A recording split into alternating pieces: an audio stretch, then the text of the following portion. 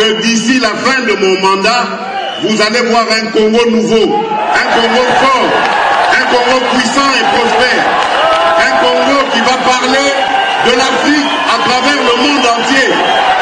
Et je vous promets de faire du Congo l'Allemagne de l'Afrique.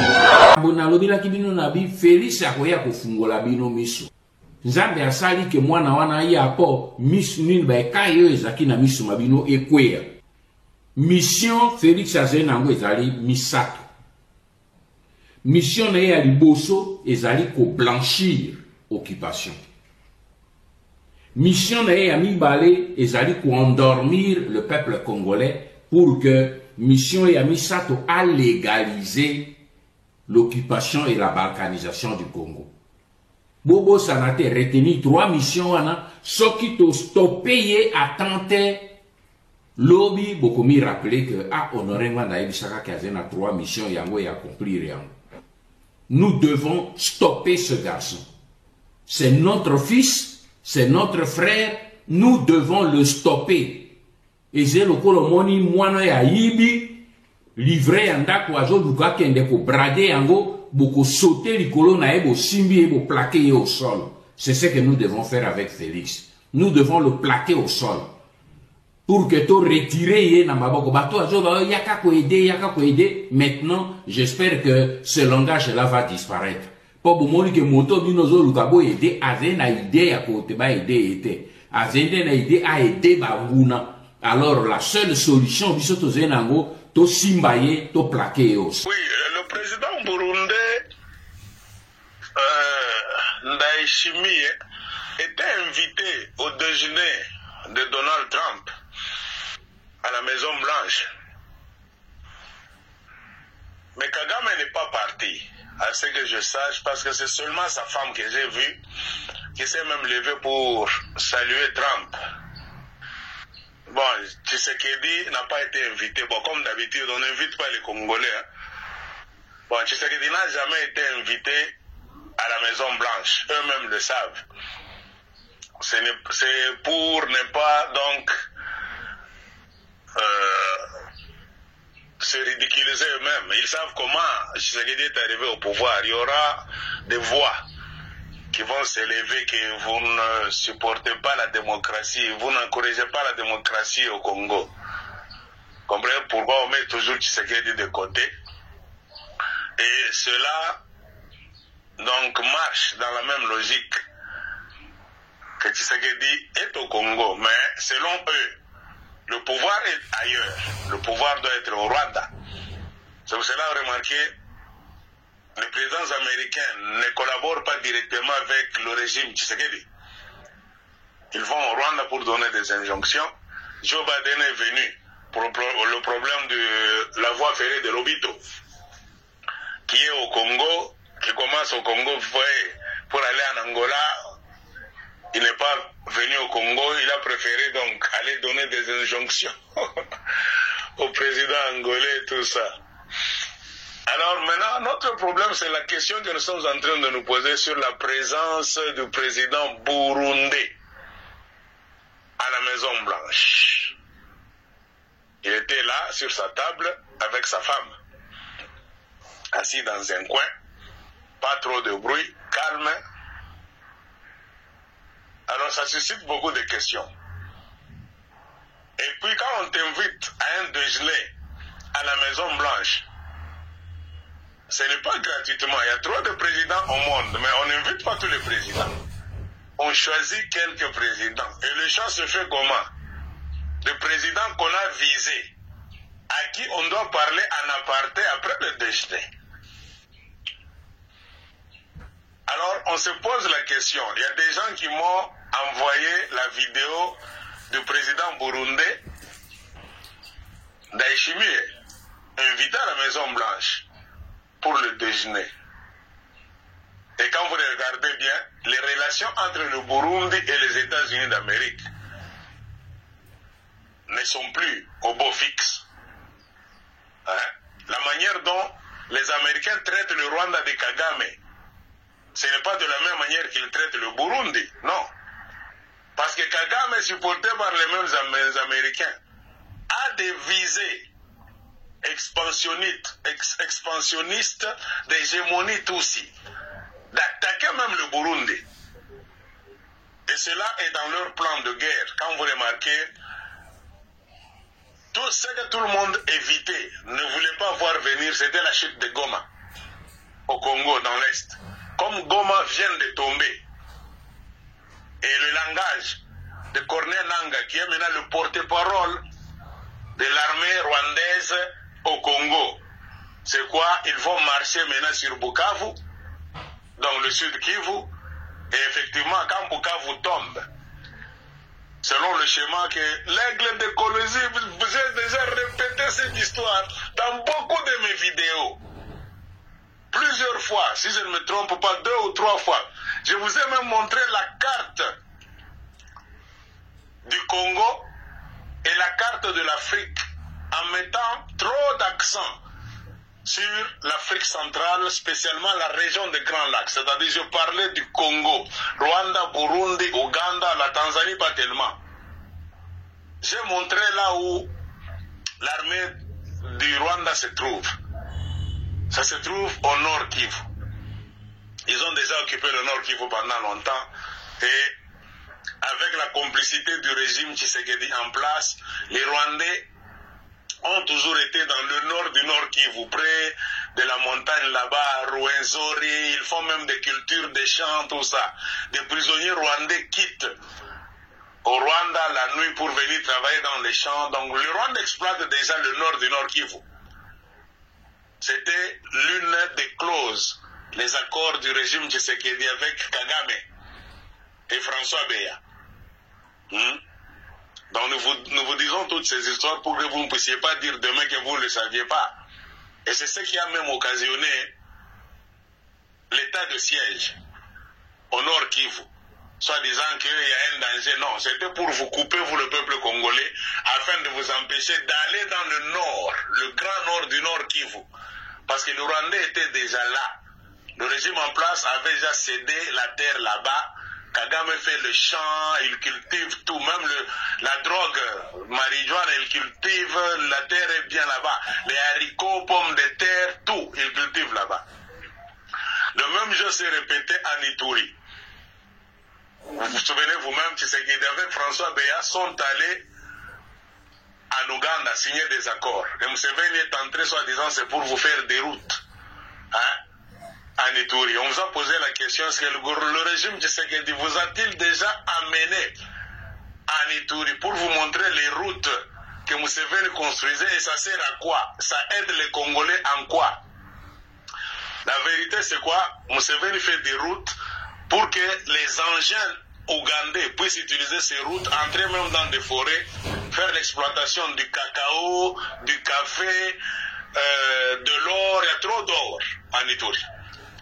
Donc on a mis encore le système d'état de siège là-bas pour vous couper, vous les Congolais, l'herbe sous les pieds, afin de ne pas aller dans certaines parties de l'Ituri que le régime de Tshisekedi avait sciemment cédé à Museveni pour les exploiter, en complicité donc avec les Congolais. C'est un peu ça.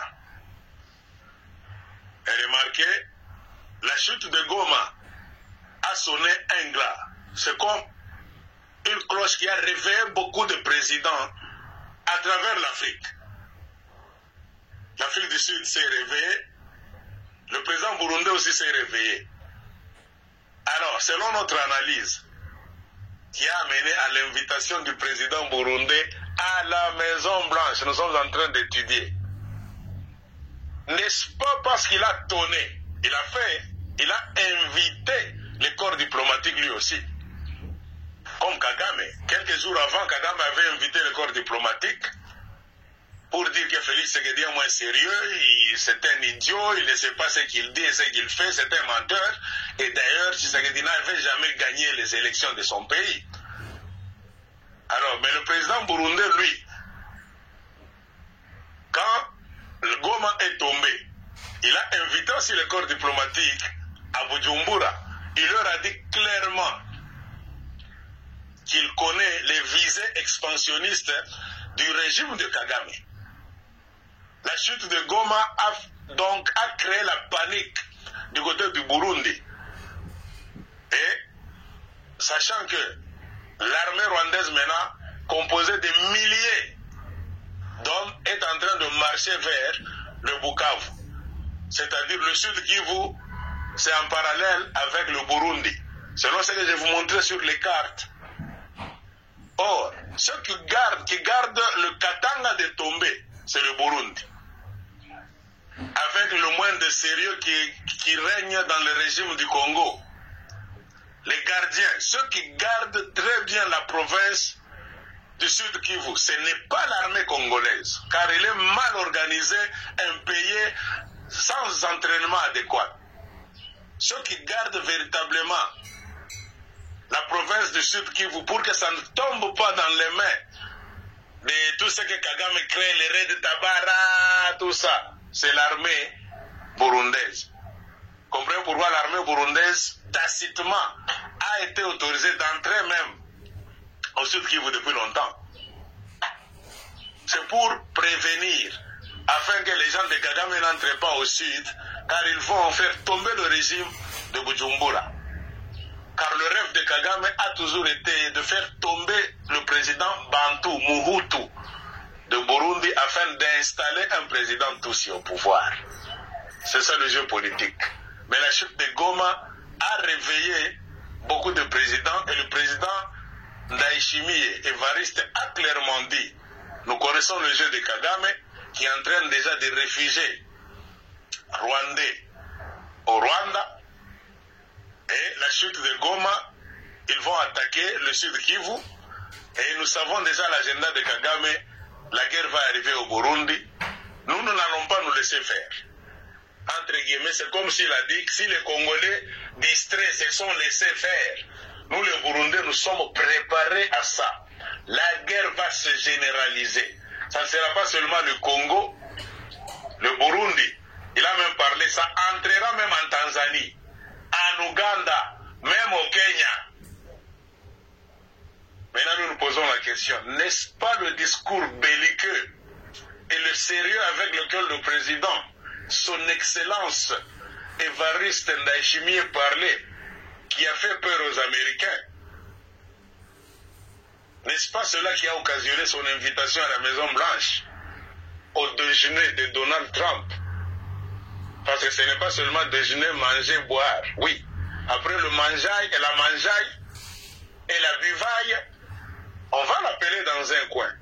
Maintenant, nous sommes en train de philosopher. Nous sommes des philosophes, des penseurs. Qu'est-ce qu'on va lui dire? Parce que le Sud Kivu doit tenir debout.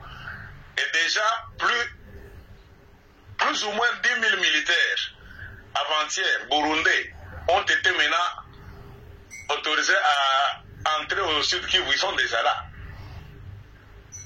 N'est-ce pas, en prévision des hostilités et du discours du président Ndayishimiye, c'est ce qui a occasionné son invitation à la Maison Blanche. Maintenant, qu'est-ce qu'on va lui dire là-bas? Parce que c'est lui, c'est le Burundi qui tient le Sud Kivu debout. Est-ce que les cow-boys, les Yankees américains ne vont pas le corrompre, par exemple, de laisser le Sud Kivu en échange de quelque chose? C'est une idée qui nous vient. Ou bien, il y aura quoi?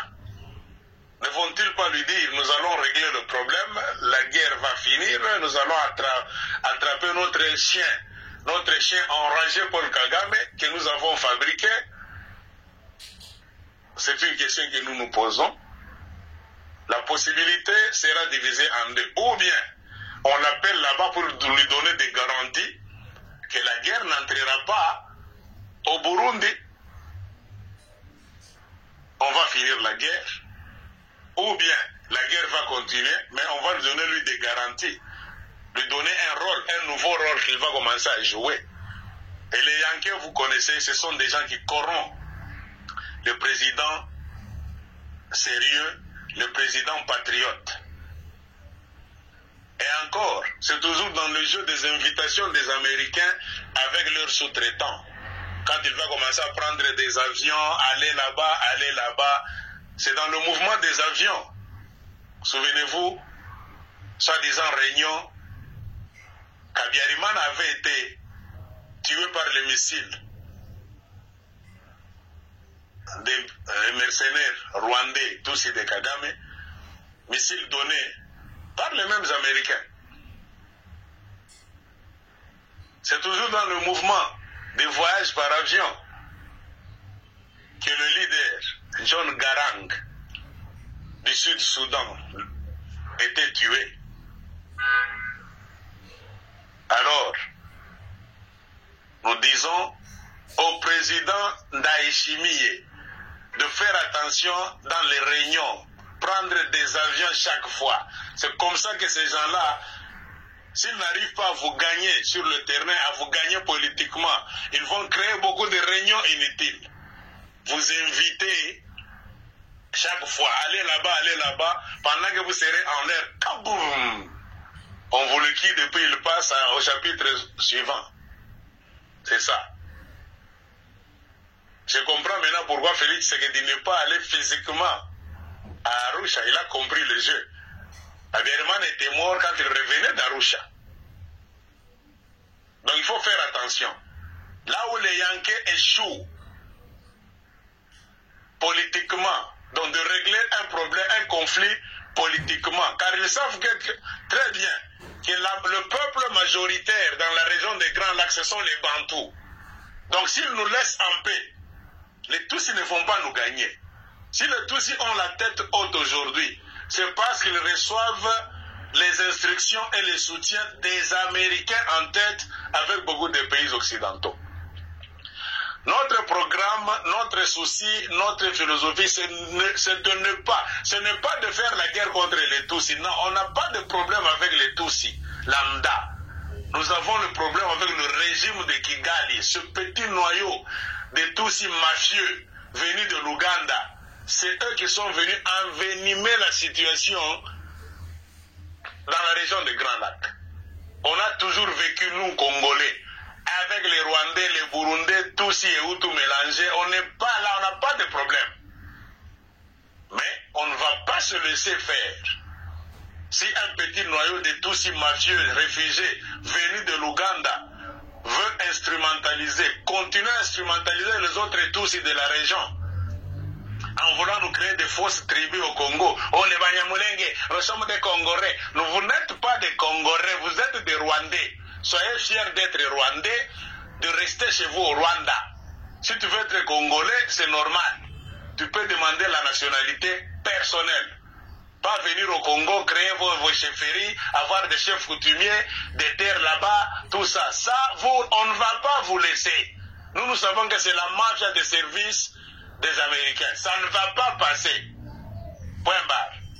Alors, regardons bien. Nous nous posons des questions pour savoir ce que ces gens-là vont dire, ou bien ce qu'ils ont dit à son Excellence Évariste Ndayishimiye. On est dans les labos.